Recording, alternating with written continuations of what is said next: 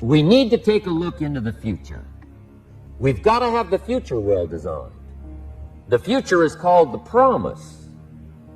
And here's what we teach in our leadership series. The promise of the future can be an awesome force for your own future. The promise of the future, designing the future. There's two ways to face the future. One is with apprehension, and the other is with anticipation. I promise you, in my travels around the world, most people face the future with apprehension. And here's why. They don't have it well designed. They've sort of left that up to someone else to fix. But here's the best way to face the future, with anticipation. And you can face the future with anticipation if the future is clear, if the future is well designed. In setting goals, it's very simple. Number one, decide what you want. You just take a little time. You sit down and say, what do I want? What kind of skills do I want? What kind of income do I want for the future? Where would I like to go? Places I'd like to visit. Habits I'd like to acquire. Skills I'd like to have. You just take a little time to think about what you want. Economics, friendships, people you'd like to meet, places you'd like to go. You just take some time. And then I suggest, when you've thought about what you want for the future, make a list. Just jot it all down. It's really a very simple process. Have a vision for yourself and a vision for your life. The key to having a vision is to have a dream. They say in the song, you've got to have a dream if you want to make a dream come true. And you can fulfill your dreams. All the great movers and shakers throughout all of history have been dreamers. They've been people with dreams. They've been people with visions. All leaders have vision. In the book of Solomon, it says, where there is no vision, the people perish. And the metaphysical meaning of that is that where people lack vision, they perish inside because they lose the excitement and the thrill of life. And what most people do, because of negative experiences, because of fear of failure and so on, is if they have a vision at all, they tone it down so it's so small and so safe that it doesn't turn them on. It doesn't excite them, and they wonder why life isn't exciting. A beautiful line I read not long ago said, if the best way to predict the future is to create it, which means to have a vision, and even though the vision is in the air or the sky, then build a foundation under your dreams. And when you see men and women who rise from poverty and obscurity to fame and renown, you invariably see someone who had a vision of what they could be and have and do that was far beyond what they were. Every one of us has had an experience. At one time, when we were small, we had a vision of being grown up and having our own cars. And as we grew older, we had a vision of having our own homes and our own families. And as we grew older, we had a vision of traveling and going to Europe. We fulfill all our visions. The wonderful thing is this, is that we always tend to achieve our goals. The problem is that our goals are set so low that even when we do achieve them, they don't turn us on. They don't fill us with enthusiasm. So dream big dreams. Setting goals is a very important part of our life's process. Guess how many people have a constant plan for setting, rearranging, evaluating, and strengthening the purpose of their goals? The answer is very few. In fact, if you will do this, you will become among the few who do, that become the envy of all who watch. It's a basic fundamental. In fact, if you will work hard on setting goals, put together a plan for setting goals, reevaluate them, rearrange them, constantly talk about them, go over them again and again, I tell you what this process will do, in my personal opinion. It'll put you in what's known as the top 5%. And if you want to be successful, if you want your life to really change in major ways, this is one of the fundamentals. A constant plan for setting, rearranging, evaluating, and strengthening the purpose of your goals. If I was only given 5 minutes to speak to you, and I could only convey one thought that would help you to be more successful, I would tell you to write down your goals, make plans to achieve them, and work on your plans every single day.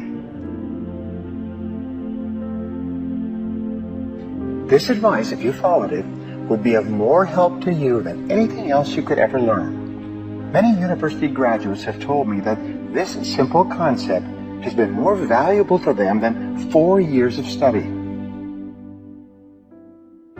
This idea has changed my life and the lives of millions of other people. It will change yours as well. Setting goals is plain hard work. It's work. I know it's work. That's why a lot of people just let it slide. It's work. Many people work hard on their job, but they don't work hard on their future. They just let that slide. And the work involved is making plans. I know most people don't. I understand that. But don't let that be you. Guy says, well, yeah, you work where I work, but the time you struggle home, it's late. You've got to eat a bite of supper, watch a little TV, get to bed. You can't sit up half the night. Plan. And the guys be right. Good worker, hard worker, sincere. But you've got to be better than sincere, working hard. You got to be better than a good worker. You got to be a good planner. Somebody once wisely said, the people who fail to plan are planning to fail. Well said. Put your goals in your journal. Because one of the major people you want to study is yourself. So here's the list of goals I put together 3 weeks ago. Here's the list of goals I put together 2 years ago. Here's some of the changes I made, rearrangement of my priorities. I scratched these off, I put these on, I've gotten these. Study your accomplishments, study what your desires are. Put them on paper, write them down. Here's another reason for writing your goals down. It shows you're serious about doing better. And to do better, you gotta get serious. You don't have to be grim, but you must be serious. I used to have the affliction called passive hope. It's an affliction. It's bad. Probably what's even worse than that is happy hope. Now that is really bad. That's bad. Happy hope. So get serious about your goals, put them on paper, write them down. There's all kinds, his goals, her goals, their goals. Business goals, financial independence goals, family goals. I mean, there's so many things to work on this, that if you don't get busy and work on it, sure enough, the time will pass. And sure enough, 5 years from now, you'll wind up where you don't want to be, wearing what you don't want to wear, driving what you don't want to drive, being what you don't want to be. Now's the time to fix it. And here's one of the important phrases of the evening. Your goals are affecting you, whatever they are. Your goals affect your handshake. Your goals affect your attitude, personality. Your goals affect the way you walk, the way you talk, the way you dress. All day long, we're being affected by our goals. Now, some people have goals, but they have such lousy goals. The effect is bad. I asked a guy one time, what are your goals for this month? The guy said, look, if I could just scrape up enough money to pay these lousy bills. That was his goal. I'm not saying it isn't the goal. It's a goal, but it's such a lousy goal, the effect is bad. You don't jump out of bed on Monday morning and say, oh boy, another chance to go out and scrape up the money to pay my lousy bills. So you don't do that. Usually you say, oh, not another Monday. And some people have so given up on life, they have joined the thank God it's Friday club. How sad. Everybody hopes things will get better. Everybody hopes. Poor people hope. That ought to tell you something. It means the future does not get better by hope. It gets better by plan. People with goals on which they've set their hearts and minds are always moving toward those goals. Even while we sleep, our deep minds are apparently working on the project. That's why we often awaken early in the morning with a solution to a problem that offered repeated resistance to our conscious attempts to solve it, clearly and simply in mind. It's interesting and often quite astonishing how people with goals tend to live longer than people without them. It's as though they can extend their lives simply because they have something to do. It must be the interest that lends vitality and energy to their lives. Cervantes wrote, "The journey is better than the inn." It's good to rest at the inn after a long journey, just as it's good for our ship to tie up at the dock for a few days' rest after a long sea voyage. But Cervantes was certainly right. The journey is better than the inn. Because the journey is life and experience. It puts us in the way of new interests and the most astonishing synchronicity.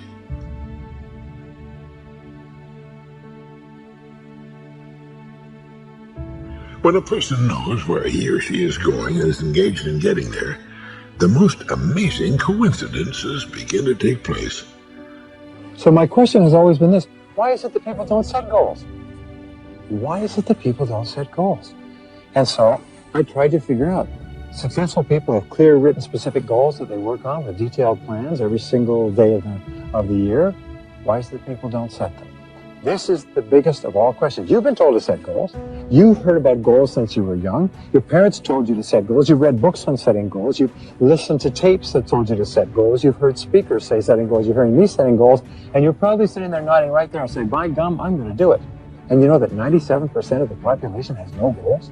97% of people do not have written goals. They are just drifting. It's almost like driving down the road of life with your hands off the wheel and hoping that you don't go in the ditch, and yet knowing that it's inevitable. Most people's lives are just a series of haphazard and random events because they don't have goals. Now, why don't people have goals? Well, I think there's 4 basic reasons. One basic reason is fear of failure.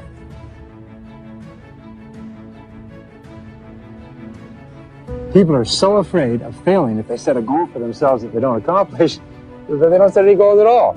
In other words, they set themselves up for failure by avoiding failure. I think it was General Douglas MacArthur who said, "There's no security in life, only opportunity." And the only way you can guarantee failure is to be so afraid of failing that you don't try anything at all.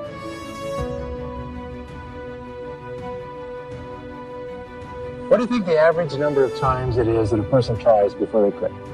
What do you think the average number of times is that a person tries before they quit? Some people will say 1, 2, 5, 10. I'll tell you how many it is. It's less than 1. Because most people, because of the fear of failure, they quit before they even try. So the second reason is fear of rejection. Fear of rejection is people are so afraid that other people will criticize them if they set a big goal, or they're feared that people will criticize them if they set a goal and don't accomplish it, but they don't set it at all. Now here's the key to the fear of criticism. It's one of the most profound of all fears. And the key is very simple. Don't tell anybody. Don't tell anybody. Keep it to yourself. If you set a goal, write it down quietly, share it with your spouse maybe, but don't tell anybody else. Show people, but don't tell them. That way, if you don't accomplish it, it doesn't matter because nobody knew about it. And what happens if you don't accomplish it? You just set the date back, and you set the date back until eventually you do. And then everybody will turn around and say how lucky you were. But don't tell other people. Now here's the third reason why people don't set goals. They don't know how. You say, well, that's ridiculous. People don't know how. But here's the biggest mistake that we make. It's something that is so important in life, like goal setting. We think we already know how to do it. And I say to my audiences, I've said this for many years, and I'll say it to you, if you really know how to set goals properly, then you must be very wealthy. You must be a very successful person. Because if you're not a very successful person, if you're not doing extremely well in life, then something's wrong with the way you're setting goals. Because people who become accomplished, skilled goal setters inevitably accomplish an enormous amount in life. So don't ever make the assumption, the false assumption that I already know how, therefore I don't have to learn. The great majority of people haven't been taught, and the great tragedy is that the great majority of people think they already know, so they don't try to learn. And finally, the last reason why people don't set goals is they don't understand the importance of goal setting. If you were raised in a family and you were never told at a young age how important, how vital, how indispensable goal setting is to your success, then you would have grown up without even understanding that goal setting was important. If you were raised in a family where people didn't talk about goals around the family dinner table, where family friends didn't have goals, where the people you went to school with didn't have goals, when you went up to school and the teachers didn't have goals, you could get out of school, as I did, travel, be an adult, move around the world, and never know how important goal setting is. I've met people who started goal setting at 35 and 45 and 55, and they accomplished more in the next couple of years than they'd accomplished in the previous decade. And so can you. One of the major reasons for setting goals is for what they make of you in achieving them. My teacher advised me when I first got started at age 25, he said, "Jim, why don't you set a goal to become a millionaire?" He said, "It's got a nice ring to it. You know, enough zeros to impress your accountant." And he said, "I'm here to help you. You're only 25 years old. You've been to 1 year of college. You've got a beautiful family, every reason to do it. Why don't you set a goal to become a millionaire?" And he said, "Here's why." And I thought, he doesn't need to teach me why. Wouldn't it be nice to have $1 million? He said, "No, then you'll miss it." He said, "Here's why. For what it will make of you to achieve it." I'm telling you, that statement changed my life. Set the kind of goals that will make something of you to achieve them. He said, "Now, once you become a millionaire, what's important is not the money." I thought, that's kind of strange teaching. He said, "Honest, it isn't important." He said, "You could just give the money away." Now, I did better than that. I lost it all. By the time I was 31, I was a millionaire. By the time I was 33, I was broke. But when I lost all my money, guess what? I found out Mr. Schoaf was right. What was valuable was not the money. What was valuable was what I became to earn the money. The skills I had, the knowledge I had about the marketplace, the values that I had going for me. They were more valuable than the money. And here's an important statement to remember. It's not what you get that makes you valuable. It's what you become. So part of the key here is to set the kind of goals that will make something of you. Don't set them too low so that you don't have to grow and you don't have to read and you don't have to try and you don't have to stretch. Don't set them too low. And then don't sell out. Don't go for something that's going to cost you your virtue or cost you your values or sell out your principles. There's a good middle road here to follow. Goals that will inspire, goals that will help you grow, change, develop, and become better than you are.